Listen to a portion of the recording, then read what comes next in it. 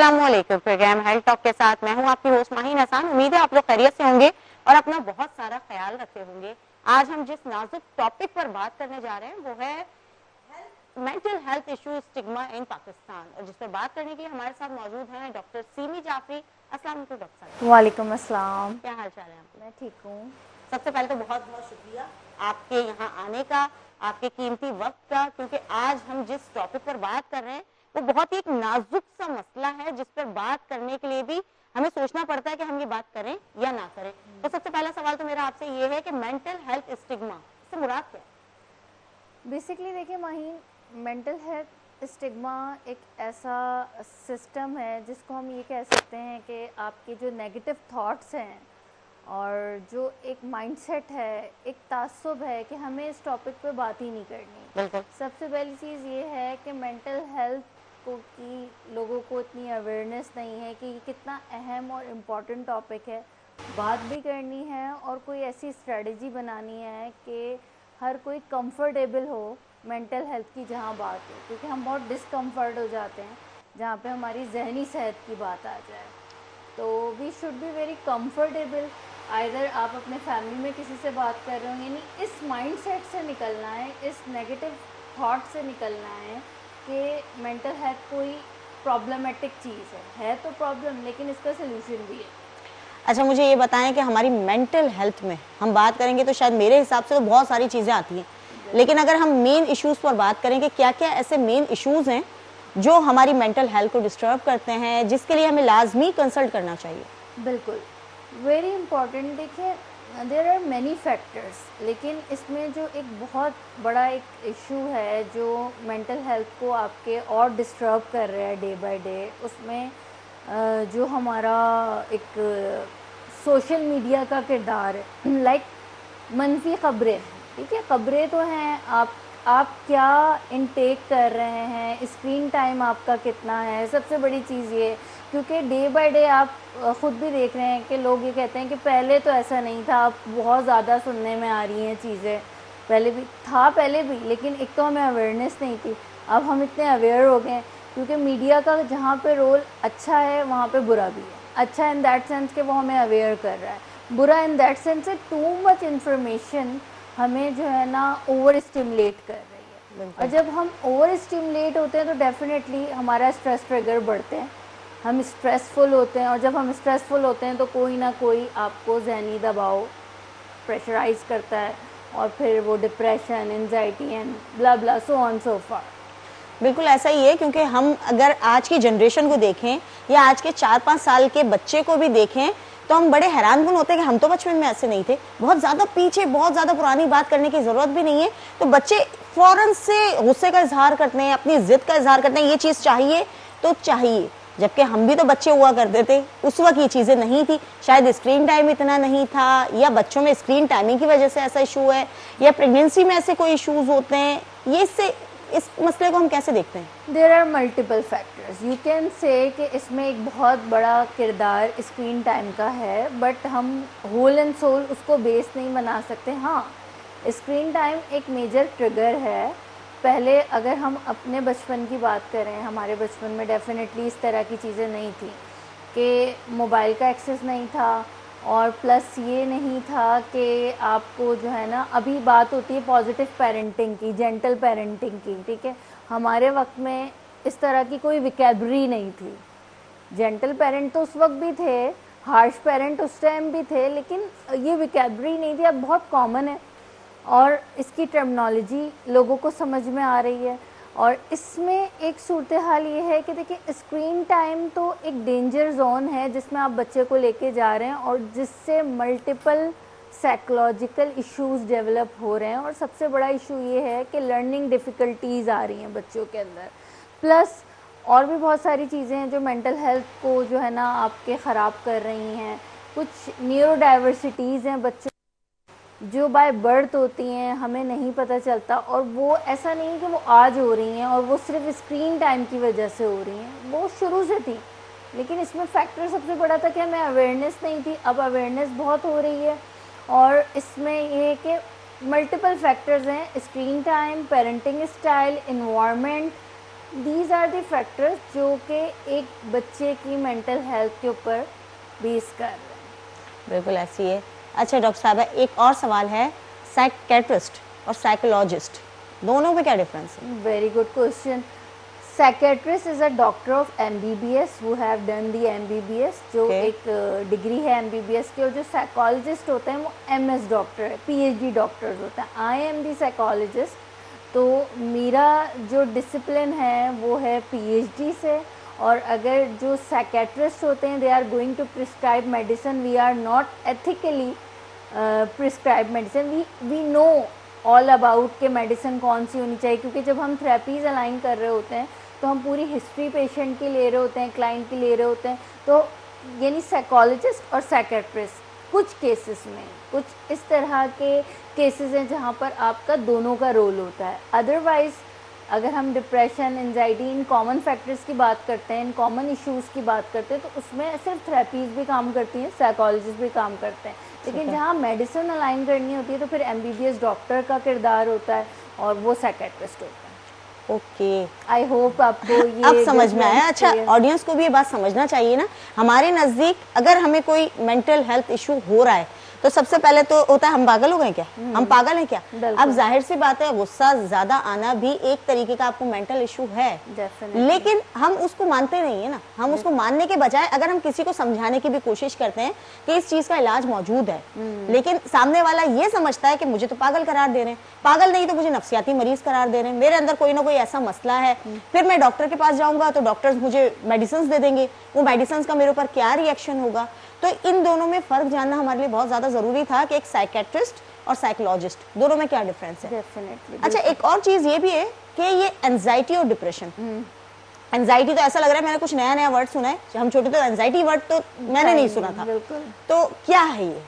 ठीक है, इसमें भी मैं आपको बहुत आसान ज़बान में इसका डिफरेंस बता देती हूँ। देखिए, एंजाइटी, डिप्रेशन एक दो डिफरेंट डोमेन के जो है ना इलनेसेस हैं, मेंटल इश्यूज़ हैं।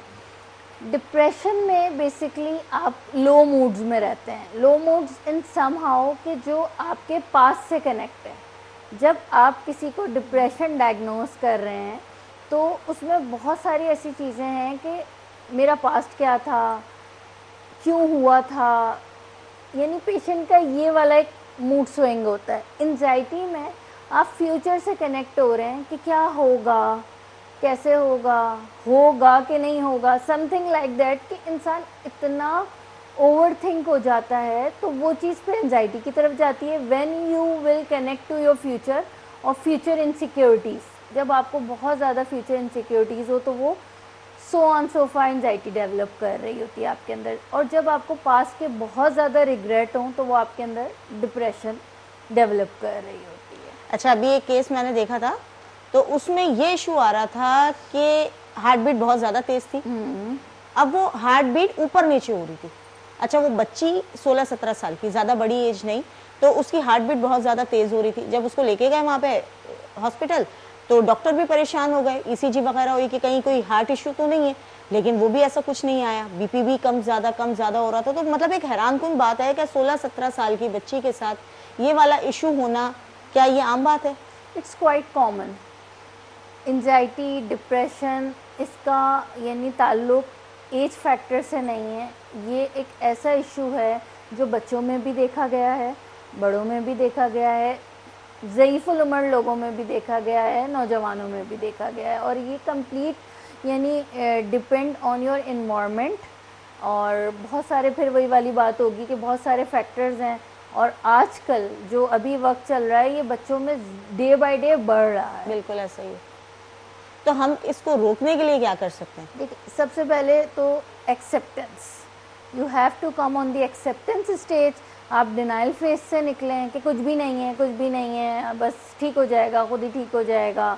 और आप थोड़ा सा बाहर निकलो, आइसक्रीम खा लो, ये कर लो, यानी वो एक अपनी सेल्फ, यानी हम वो कौम है अनफॉर्चुनेटली कि हम, ये तो बहुत बात की बात है कि हम इस चीज़ को एक्सेप्ट करें कि कोई जहनी दबाव है, कोई नफ्सियाती मसला है, हम तो बायोलॉजिकल मसले को भी खुद ट्रीट करना जानते हैं, बिल्कुल, सेल्फ बिल्कुल। मेडिसिन ले हाँ, लेते हाँ। हैं, डॉक्टर के हर पास घर कौन में जाए? अगर 6 अफराद हैं तो 4 तो डॉक्टर हैं। हाँ ऐसा ही है, ठीक है। तो डॉक्टर के पास कौन जाएगा? पैनाडोल ले लो, पैनाडोल बिल्कुल। हाँ। हमारे घर की एक ऐसी मेडिसिन है कि हर बस मर्ज का इलाज। हर मर्ज का इलाज। तो आपने सबसे पहले ये चीज़ देखनी है कि अगर कोई चीज़ लॉन्ग लास्टिंग हो रही है, 1 हफ्ता 2 हफ्ता कंटिन्यू एक चीज़ चल रही है, नींद की कमी है, नींद की ज़्यादती है, आपका खाना पीना चेंज हो रहा है, अब जैसे आपने बताया कि हार्ट बीट बढ़ रही है या कम हो रही है, स्वेटिंग हो रही है, इस तरह के कोई सिम्टम्स आ रहे हैं और आपकी मेडिकल रिपोर्ट सारी क्लियर है, यानी आपने बच्चे का बड़े का सब कुछ करा लिया, वो सब क्लियर है, तो डेफिनेटली फिर यहाँ कोई मसला है। यहाँ जब मसला है तो यू हैव टू कंसर्न। लेकिन आप इस चीज़ को देखें कि 1-2 दिन है तो चले ठीक है, मैनेज बाय योर ओन, लेकिन अगर वो प्रोलॉन्ग कर रही है चीज़ तो फिर यहाँ पे कंसर्न शो करना सबसे बड़ा acceptance, then show your concern and need psychologist और प्रोफेशनल हेल्प, कि किसी भी प्रोफेशन को ढूंढें, अच्छा प्रोफेशन, और उसको यानी कंसर्न करें फ़ौरन। इस चीज़ से हमें बाहर निकलना है कि हम एक्सेप्टेंस की तरफ आएँ। ये जो आज का हमारा टॉपिक है ना, बेसिकली ये जो स्टिग्मा की हम बात करें, हमें इस स्टिग्मा को ख़त्म करना है, तोड़ना है कि इतनी ही इम्पॉर्टेंट है हमारी मेंटल हेल्थ जितनी हमारी फिजियोलॉजी हेल्थ, जितनी हमारी जिस्मानी सेहत, इतनी ही हमारी जहनी सेहत इम्पॉर्टेंट है। बिल्कुल ऐसा ही है। अच्छा डॉक्टर साहबा, ये भी मुझे बताइए कि क्या अगर हम इसका इलाज करवाने जाते हैं तो लाजमी सी बात है कि ये भी कॉन्सेप्ट होता है कि एक दफ़ा हम जैसे जाते हैं, मुझे बुखार हो गया या खांसी नज़ला कुछ भी ऐसा हुआ है, मैं डॉक्टर के पास गई, मैंने मेडिसिन ली, मुझे फ़र्क आ गया। लेकिन अगर किसी हम साइकेट्रिस्ट के पास जाते हैं, साइकोलॉजिस्ट के पास जाते हैं, तो वो सेशंस होते हैं, एक दफ़ा जाने में आपको कहीं से भी कोई फ़र्क नहीं आएगा, तो क्या ये इलाज कॉस्टली है? देखिए, यू कैन से कि अगर हम अपने माशरे की बात करें, क्योंकि हम जिस माशरे से ताल्लुक़ रखते हैं, हमारे लोअर और मिडिल क्लास तबका ही है, ठीक है। और जो एलीट क्लास है उनके लिए फिर उनके अपने पर्सनल साइकोलॉजिस्ट होते हैं जो उनकी मेंटल हेल्थ पे काम कर रहे होते हैं। लेकिन इसमें ये है, कॉस्टली तो है, लेकिन अब इतनी ज़्यादा अवेयरनेस हो गई है, इतने ज़्यादा चैनल्स आ गए हैं, सोशल मीडिया आ गया है कि अगर आप इनिशिएट किसी चीज़ का करना चाहें, यानी आपके लिए इम्पॉर्टेंट है आपकी मेंटल हेल्थ, बिल्कुल, तो फिर आप टाइम भी निकालेंगे, आप पैसा भी निकालेंगे और आप कोई ना कोई स्ट्रेटजी बनाएंगे। फर्स्ट ऑफ ऑल कितनी इम्पॉर्टेंट है ये आपके लिए। मैं अपने पेशेंट्स को, क्लाइंट्स को एक बात कहती हूँ, क्योंकि वो 2-3 सेशन लेने के बाद ना थोड़ा सा वो जाते हैं कि कब तक चलेगा, कितना लंबा है, यानी इस तरह का एक माइंडसेट। तो मैं उनको ये चीज़ समझाती हूँ कि कंसिस्टेंसी बहुत मैटर करती है, क्योंकि देखिए माइन, ये मेडिसिन नहीं है हमारे पास कोई कि आपको दिया इंस्टेंट रिलीव हुआ और आप रिलैक्स हो गए। ये थेरेपीज़ हैं और ये पूरी इंटरवेंशन है, ये पूरी मॉडिफिकेशन है कि एक मिसाल है, मैं आपके बिहेवियर मॉडिफिकेशन पे काम कर रही हूँ, और बिहेवियर इतनी आसानी से नहीं बदलते, बिल्कुल, टाइम लगता है। बिल्कुल, बस वंस इट ट्रांसफॉर्म तो फिर वो लॉन्ग लास्टिंग होते हैं। फिर हो सकता है ज़िंदगी में एक दफ़ा आपने किसी साइकोलॉजिस्ट को हायर किया, फिर कभी ज़रूरत नहीं पड़ी, इतना ट्रांसफॉर्म हो गए आप। हाँ ये भी हो सकता है। लेकिन अगर हम एस्टिमेट बात करें तो पर सेशन हमें क्या कॉस्ट आ सकती है? देखिए, if we are going to talk about in Karachi, हाँ कराची, ठीक है, हम कराची में हैं, हम कराची की बात करें या ओवरऑल पाकिस्तान की, तो 1500 से एक सेशन स्टार्ट हो रहा है, मिनिमम 1500 से। और वो डॉक्टर की कैपेबिलिटी, एक्सपर्टी, उसकी सारी जो एक एक्सपीरियंस उस पर डिपेंड करता है, 5000-6000 तक जा रहा है। और एक सेशन से दूसरे सेशन का दौरानिया कितना होता है, कितना गैप आता है? ये भी डिपेंड करता है आपके डायग्नोसिस पे कि आपका क्या डायग्नोसिस है और आपको किस कदर इस वक्त मीन्स अगर हम ऐसी एक एस्टिमेट बताएं कि अगर आज एक सेशन हुआ है तो नेक्स्ट सेशन अगले हफ्ते होगा, 15 दिन बाद होगा, महीने बाद होगा। देखिए, अगर आप माइल्ड स्टेज पे आए ना किसी भी हवाले से, मैं बच्चे की बात करूँ या बड़े की, कोई भी इशू को माइल्ड लेवल पे लेकर आए ना, तो आपका 1 इन अ वीक भी सेशन है और मंथ में 4 सेशन आपके अलाइन होते हैं। लेकिन अगर माइल्ड से हम मॉडरेट की तरफ जा रहे हैं तो ट्वाइस अ वीक, फिर 8 सेशन इन अ मंथ। फिर अगर खुदा ना खास्ता आप सीवियरिटी को लेकर आएँ, नहीं ध्यान दिया, अब हम 40 साल के हो गए, अब इतनी ज़्यादा हमारी मेंटल हेल्थ डिस्टर्ब है कि अब तो हमें डॉक्टर चाहिए ही चाहिए, तो फिर आप हफ्ते में 4 दिन भी आ रहे हैं। और कुछ ऐसे केसेस हैं जो मेरे पास रेगुलर भी आ रहे हैं, डेली, ठीक है। यानी मुझे समहाउ कुछ केसेस एडमिशन की तरफ चले जाते हैं, तो it totally depend on the diagnosis and the criteria, और ये वेरी करता है person to person in their diagnosis. ठीक है। अच्छा डॉक्टर, मुझे ये भी बताएं कि मेंटल हेल्थ क्या फिजिकल हेल्थ के साथ कनेक्टेड है? डेफिनेटली, बिल्कुल। मतलब हमारे जो हम गज़ा ले रहे हैं उसका इन तमाम चीज़ों पे इफेक्ट आता है, लाइक एंजाइटी, डिप्रेशन, स्ट्रेस, ये सब चीज़ें इसमें आती हैं? यस। कैसे? यानी आपकी जो गट हेल्थ है ना, ठीक है। उसका तो डायरेक्ट प्रोपोर्शन है आपकी मेंटल हेल्थ से। यानी अगर आपका स्टमक डिस्टर्ब है तो आपको आपके ब्रेन न्यूरॉन्स भी डिस्टर्ब होंगे, और जब आपके ब्रेन न्यूरॉन्स डिस्टर्ब होंगे तो समटाइम्स आप बहुत ज़्यादा डल एंड डम फील करेंगे, आपके इमोशन इरेगुलर हो जाएंगे, आप यानी आपको मूड स्विंग्स होंगे, बैठे बैठे चिड़चिड़ाने लगेंगे, कोई भी बात नहीं होगी, चिड़चिड़ापन होगा। यानी ना कोई ऐसा इवेंट हुआ होगा, ना किसी ने डांटा होगा, ना कोई किसी से गुस्सा या लड़ाई झगड़ा होगा, लेकिन मूड स्विंग्स होंगे आपके। तो डिपेंड कि आपकी गट हेल्थ डिस्टर्ब है, स्टमक इश्यूज़ हैं, आपको लिवर इश्यूज़ हैं, किडनी इश्यूज़ है, तो फिज़िकल हेल्थ आपकी डायरेक्ट प्रोपोर्शन है मेंटल हेल्थ पे। और आपकी डाइट बहुत इम्पॉर्टेंट है। अगर आप अपनी मेंटल हेल्थ को अच्छा रखना चाहते हैं तो बैलेंस डाइट बहुत ज़रूरी है। यानी अगर आप एक्सेसिव ऑफ जंक फूड लेते हैं तो आपकी मेंटल हेल्थ बहुत डिस्टर्ब होगी। पिज़्ज़ा, बर्गर, ये जो आजकल हमारी बच्चों की डाइट है, ये भी एक फैक्टर है। ये जो केसेस डे बाय डे बढ़ रहे हैं क्योंकि हमारी डाइट डे बाय डे ख़राब होती जा रही है। हाँ, ये बात है। क्योंकि अगर हम पास्ट में चले जाएं अपने अम्मी अब्बू या नानी नाना, तो उनकी बहुत भरपूर डाइट थी, बहुत ज़्यादा हाइजेनिक और बहुत फुल ऑफ जो है आप न्यूट्रिशन खाना लेते थे, देसी। उनके ज़माने में ये बर्गर, पिज़्ज़ा और ये शवरमा और इसका कॉन्सेप्ट इतना नहीं था। तो वो लोग कैपेबल थे, स्ट्रॉन्ग थे, मेंटली भी स्ट्रॉन्ग थे, फिजिकली भी स्ट्रॉन्ग थे। तो दैट्स द पॉइंट। अच्छा डॉक्टर, मुझे ये भी बताइए कि हम कौन सी ग़िज़ा डेली रूटीन में ले सकते हैं जिससे हमारी मेंटल हेल्थ बेहतर है? देखिए mind, there are many things. सबसे पहले तो एक वर्ड मैंने यूज़ किया, बैलेंस डाइट। ठीक है। बैलेंस डाइट इज समहाउ कि सब कुछ खाएं। यानी मैं खुद भी वर्कआउट करती हूँ, मैं जाती हूँ जिम जाती हूँ, तो मैं अपने इंस्ट्रक्टर को ये बोलती हूँ कि भाई मुझसे ये सब नहीं होगा कि ये छोड़ दो, वो छोड़ दो, प्रोटीन लेना शुरू कर दो।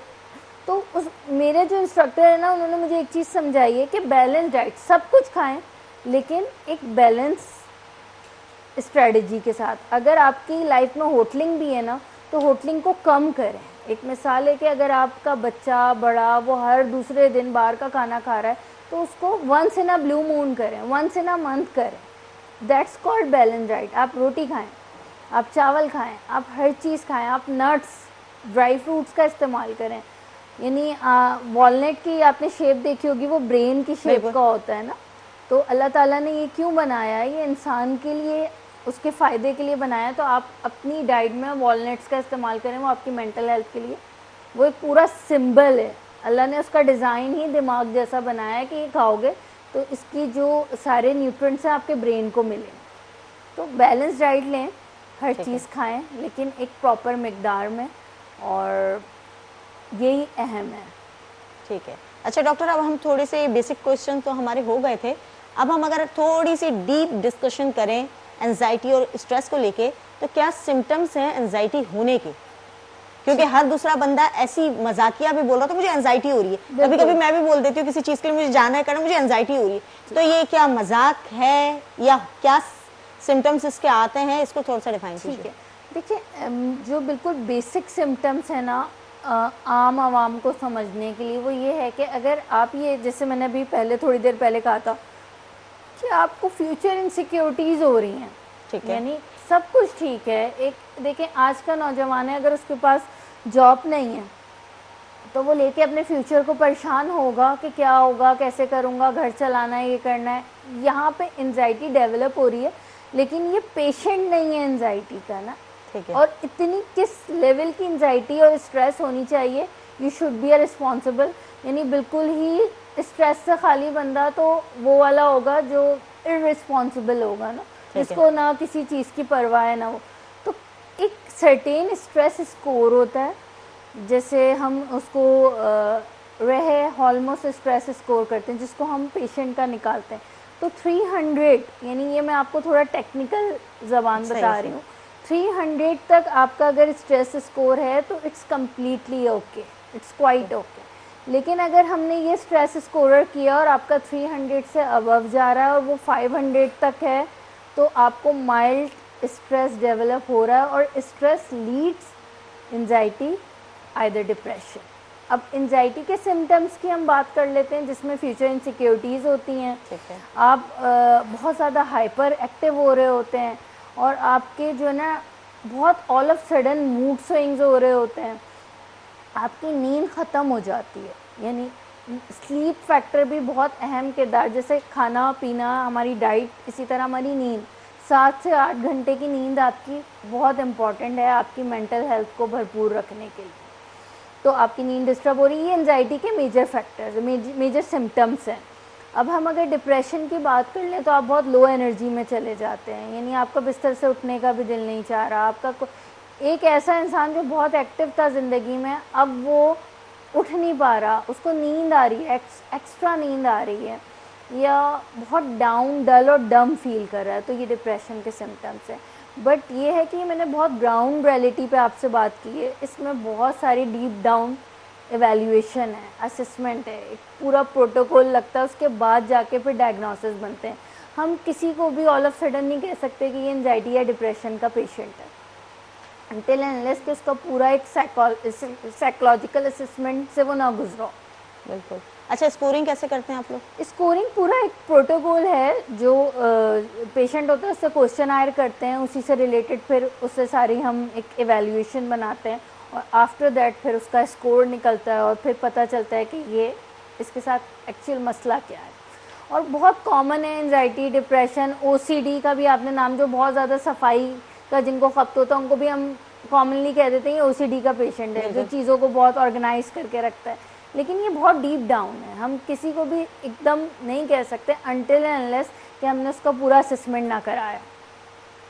अच्छा, एंजाइटी होना और एंजाइटी का पेशेंट होना दोनों में डिफरेंस है। मीन्स एंजाइटी कभी भी किसी को किसी भी वक्त हो सकती है और ख़त्म हो सकती है, ऐसे ही। और जो पेशेंट होता है उसको डेली बेसिस पे प्रॉब्लम है। देखिए, पेशेंट का सबसे पहले देखा जाता है कि स्टार्ट कहाँ से था, क्योंकि इसमें भी बहुत सारी चीज़ें आती हैं। बात जेनेटिकल होते हैं, जेनेटिक्स में होता है, माँ बहुत टेंशन लेती थी, औलाद में भी आ गई, अम्मा अब्बा को ओवर थिंकिंग की आदत थी, ख़ानदान में किसी को था, तो डिपेंड करता है कि पेशेंट है तो उसकी थोड़ी प्रोलॉन्ग हिस्ट्री होगी, पूरी हिस्ट्री बनेगी। ऑल ऑफ सडन अगर जैसे आपने कहा कि लेट हो रहा है या कोई काम है तो आप खुद कहते हो कि मुझे एंजाइटी हो रही है, आप तो वो चीज़ पर्सनालिटी ट्रेड होता है। अगर आप इसको एंजाइटी का नाम दे रहे हैं तो ठीक है, लेकिन बेसिकली वो एंजाइटी नहीं होती, वो एक आपकी पर्सनालिटी होती है कि हर काम हो जाए और अगर नहीं हो रहा, डिले हो रहा है तो घबराहट हो रही है, घबराहट को आप एंजाइटी कह देते हैं। लेकिन बेसिकली वहाँ पे ये होता है कि आप इरिटेट हो रहे होते हैं सिचुएशन से कि ऑन टाइम हर चीज़ हो जाए। That's not complete anxiety. Anxiety एक बहुत डीप डाउन सब्जेक्ट है, और अगर आपको ये फील हो रहा है कि बार बार ये चीज़ हो रही है तो फिर आपने इस पे करना है कि मैं बहुत मैनेज करूँ इस चीज़ को, क्योंकि अगर एक पर्सनालिटी ट्रेट आपके मैनेजेबल स्टेज से निकल जाए तो वो फिर आउट ऑफ कंट्रोल प्रॉब्लम बन जाता है। ठीक है। अच्छा डॉक्टर, मुझे ये बताएं कि ओवर थिंकिंग कैसे कम की जा सकती है? Again very nice question. Over thinking कम करने के लिए सबसे पहले अपना स्क्रीन टाइम कम करें। स्क्रीन टाइम जो है ना, आपको अब एक मिसाल मैं आपको दूं, आजकल आपके साथ भी होता होगा, ये सबके साथ होता है कि आप जो सोच रहे होते हैं ना, जो भी आपके माइंड में चल रहा है, कोई चीज़ ख़रीदनी है आपको या कोई टॉपिक के ऊपर डिस्कशन करनी है, आप अपना इंस्टा और फेसबुक खोलें, वो चीज़ सामने आ जाएगी। बिल्कुल बिल्कुल ऐसा ही है, सामने आएगी और आप एक दफ़ा उसको क्लिक कर देंगे तो उससे रिलेटेड बहुत सारी चीज़ें आपके सामने आती रहेंगी and you will get confuse कि अब मैं क्या करूं। ठीक है, अगर आपने एक पर्स ख़रीदना है, आपने कोई भी जाके लाइक किया है तो वो इतनी उससे पेजेस आपको दे देगा कि आप कंफ्यूजन क्रिएट होगी आपके। बिल्कुल। अच्छा, मैंने तो वो ऑर्डर कर दिया, अब यहाँ अच्छा मुझे मिल रहा है तो क्या करूँ, मैं ये भी कर दूँ।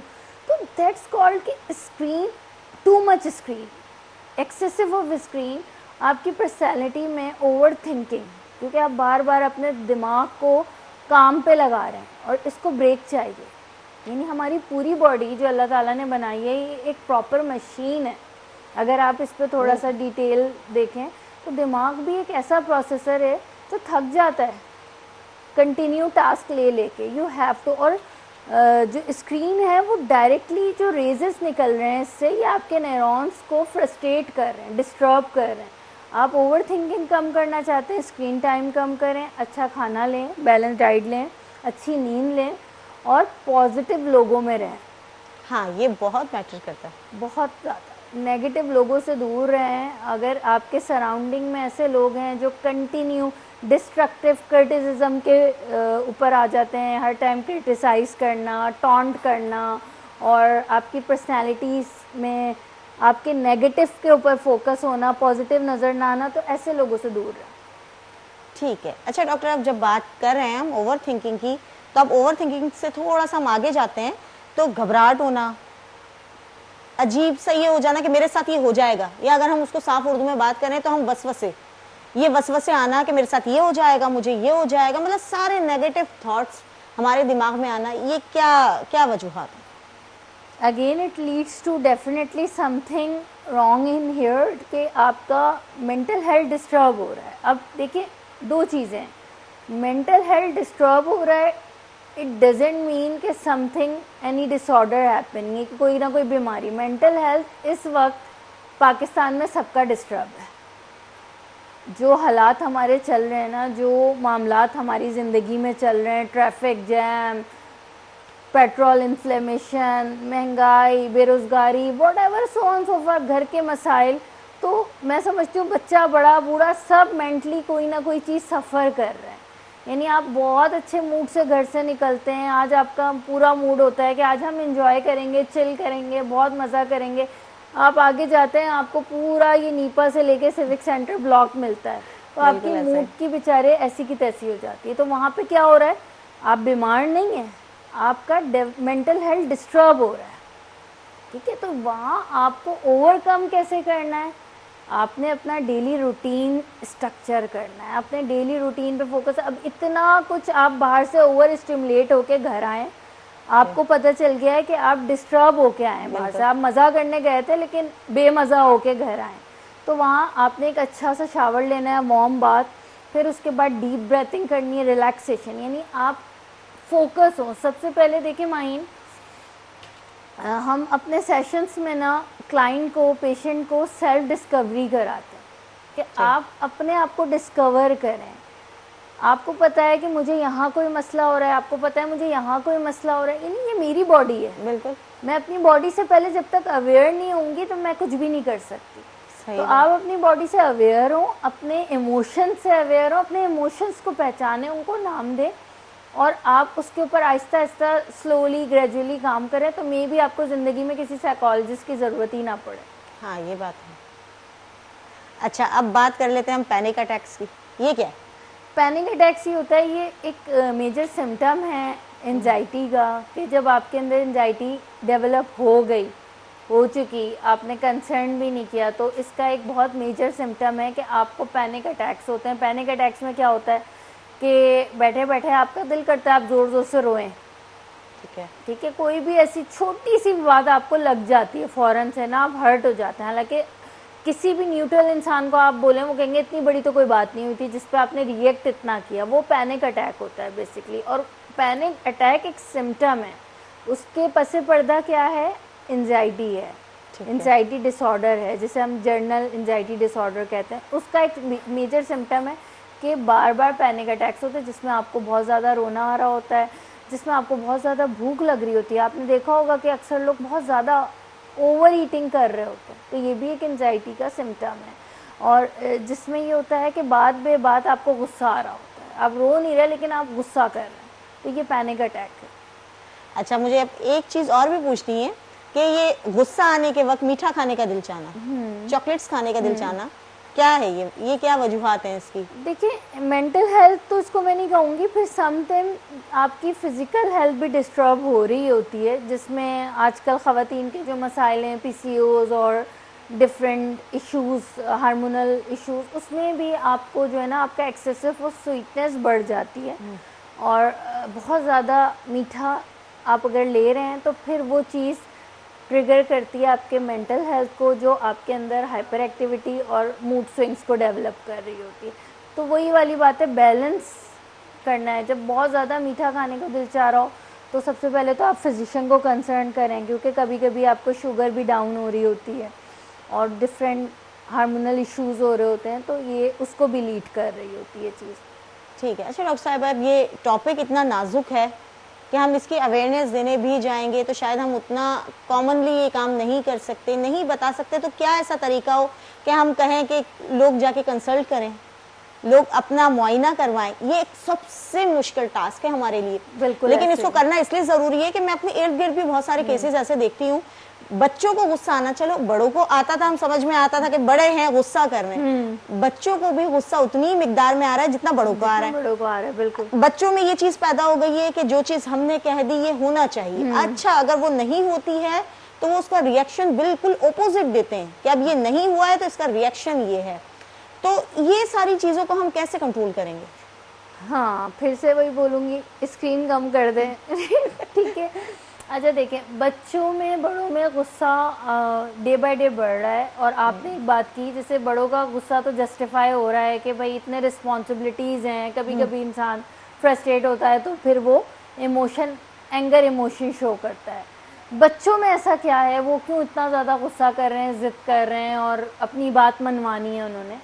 तो गुस्सा चाहे बड़ों में हो बच्चों में हो, एक एक सर्टेन लिमिट के बाद वो नॉन एक्सेप्टेबल होता है। ठीक है। सबसे पहले तो आपने, फिर वही वाली बात है, आप अपने आप को समझें कि आपका गुस्सा किस लिमिट तक जा रहा है। चाहे वो बच्चा हो बड़ा हो, बच्चा खुद अपने आप को नहीं समझ सकता तो उसको हमने समझाना है। हमने किस तरीके से समझाना है, हमने बाउंड्री सेटिंग करनी है। Being a parent, being a elder, आपने बच्चे की बाउंड्री सेटिंग करनी है कि आप यहाँ तक अलाउ है, इसके बाद नॉन एक्सेप्टेबल। ठीक है। अब अगर आप उसको डांट के या मार के समझाएंगे तो उसको समझ में नहीं आएगा, क्योंकि वो हाइपर एक्टिव मोड में होता है, चाहे बच्चा हो या बड़ा हो। बड़े को भी गुस्सा आ रहा होता है और आप उसके गुस्से का डबल गुस्सा करेंगे, उसको नहीं समझ में आएगा, क्योंकि ब्रेन का जो मोड है ना वो हाइपर एक्टिव हो जाता है। तो आपने बाउंड्री सेटिंग पे काम करना है। बाउंड्री सेटिंग है कि यहाँ तक अलाउ है, चाहे आप खुद कर रहे हो चाहे सामने वाला कर रहा हो, आप उसको उसकी बाउंड्रीज बताओ कि इससे आगे हार्मफुल है आपके लिए भी और दूसरे के लिए भी। आपने बाउंड्री सेटिंग की, उसके बाद आपने स्क्रीन टाइम कम किया, उसके बाद आपने मीठे का खुद ही आपने मुझे बता दिया था। ये नहीं है कि भी है कि आपने देखा कि इसका कितना इनटेक है, क्योंकि ये भी आपके जो जज्बात, ये नॉर्मली मैंने अपना ही आपके सामने रखा है कि जब कभी मुझे गुस्सा आता है, मैं एक चॉकलेट अगर एक वक्त में खा सकती हूँ तो मैं उस वक्त 3 चॉकलेट्स खा लेती हूँ। तो आप यानी अपने गुस्से को, और एक मिसाल है ना जलती में तेल डालना, तो उस वक्त आप अपने गुस्से को, अपने इमोशंस को और ज़्यादा डिस्टर्ब कर रहे हो जब आप स्वीटनेस को बढ़ा देते हो। तो आपने स्वीट कम करनी है, बाउंड्री सेट करनी है, स्क्रीन कम करनी है और पॉजिटिव अफर्म करना है, पॉजिटिवली अपने आप को अफर्म करना है। अगर आपको गुस्सा बहुत आता है तो आप अपना नाम लेके अपने आप को पॉजिटिवली अफर्म करेंगी। Mine, I am very cool, I am relax, I am fine. आप अपने, ये पॉजिटिवली अफर्म है और प्रेजेंट में रहते हुए पॉजिटिवली अफर्म करेंगे। नहीं ना उसमें आपका पास्ट होगा ना फ्यूचर होगा कि लाइक आप बोले कि मैं बहुत कूल थी, मैं बहुत रिलैक्स थी, या होंगी, मैं हूँ still. This is called positively affirm, कि आप अपने आप को पॉजिटिवली अफर्मेशन के साथ रिलैक्स कर रही हैं खुद से। एक और भी बड़ा कॉमन सा एक मसला है, वो ये कि हम मीडिया की फील्ड में, मीडिया से हटके भी दूसरी फील्ड्स की भी बात की जाए तो सम सीनियर्स ऐसे हैं कि जो जब तक पीक होता है तब तक वो बहुत खुश होते हैं, लेकिन जब पीक टाइम उनका जाता है, और लाजमी सी बात है कि हर उरूज को जवाल है, तो जब पीक टाइम जाता है तो उनके साथ एक इशू हो जाता है, मैं वाली बीमारी। मैं ये करता था, मैं ये था, मैं वो था, सामने वाले जूनियर को कुछ नहीं समझना, सामने वाले जूनियर से जेलसी। तो ये फैक्टर, इसको हम क्या समझेंगे? देखिए, ये भी घूम फिर के मेंटल हेल्थ की ही बात है कि आप इतने इगोइस्टिक हो जाते हैं और कहीं ना कहीं वो चीज़, जैसे मैं आपके अंदर डेवलप हो रही है ना, इसको अगर हम अपने साइकोलॉजी में बात करें तो ये एक पर्सनालिटी डिसऑर्डर है, ठीक है। इसको हम बेसलाइन पर्सनालिटी डिसऑर्डर कहते हैं कि जिसमें आपके अंदर बस मैं ही हूँ, सामने वाला कुछ नहीं है। ये एक इशू है। लेकिन एक सर्टेन एज में होना, बहुत सीनियरिटी के लेवल पे जाके हो जाना, तो इसमें भी बहुत सारे फैक्टर हैं कि भाई आपकी नर्चरिंग देखी जाएगी। कि नर्चरिंग बहुत इम्पॉर्टेंट फैक्टर है कि अगर आप इगोइस्टिक हो रहे हैं तो आपका पास्ट क्या था, ठीक है। और अगर आपके अंदर किसी भी किस्म का प्राउड डेवलप हो रहा है तो आपकी हिस्ट्री क्या थी, आपने क्या किया, कितना किया, क्या एक्सपीरियंस रहा, आप फिर at the end down to earth क्यों नहीं हुए, क्योंकि आपने सीखा नहीं। तो मेंटल हेल्थ के ऊपर ही बात की जाएगी। और इसमें जो लोग इस लेवल पे हैं उनको ये चीज़ थोड़ा सा ठहर के सोचनी चाहिए कि हम क्या डिज़र्व करते हैं और हम अपने आप को किस तरीके से ट्रीट कर रहे हैं। बिल्कुल ऐसे ही डॉक्टर क्योंकि सामने वाले के लिए अगर आप किसी जूनियर से बिल्कुल इस तरह से बात कर रहे हैं कि आप कुछ नहीं मैं सब कुछ, तो वो वक्ती होता है। लेकिन नुकसान हमारा होता है, हम मैं बिगाड़ रहे हैं अपने। बिल्कुल ऐसे ही है। Thank you so much doctor साहिबा, आपके आने का बहुत सारी चीज़ें मैंने खुद सीखी, ऑडियंस ने सीखी होंगी, क्योंकि ये बहुत नाजुक सा एक मसला है जिस पर हम बात नहीं करते। और आज ये प्रोग्राम का टाइम मुझे बहुत कम लग रहा था क्योंकि सवालात इतने सारे थे। हम रोज़मर्रा की ज़िंदगी में इस तरीके की मुश्किलात को फेस करते हैं, तमाम चीज़ों को फेस करते हैं, लेकिन डॉक्टर के पास जाने से हम घबराते हैं कि कहीं डॉक्टर हमें ये ना कह दे कि आप नफसियाती मरीज हो या पागल हो। लेकिन ऐसा हरगिज़ नहीं है। जिस तरीके से हमारी फिजिकल हेल्थ ज़रूरी है उसी तरीके से, बल्कि उससे ज़्यादा मेंटल हेल्थ ज़रूरी है, क्योंकि दिमाग स्ट्रांग होगा तो हम तभी कुछ कर पाएंगे। तो इसलिए अपना बहुत सारा ख्याल रखिए। इसी के साथ हमारा प्रोग्राम इख्तिताम को पहुँचाए। मुझे इजाज़त दीजिए। अल्लाह हाफ़िज़।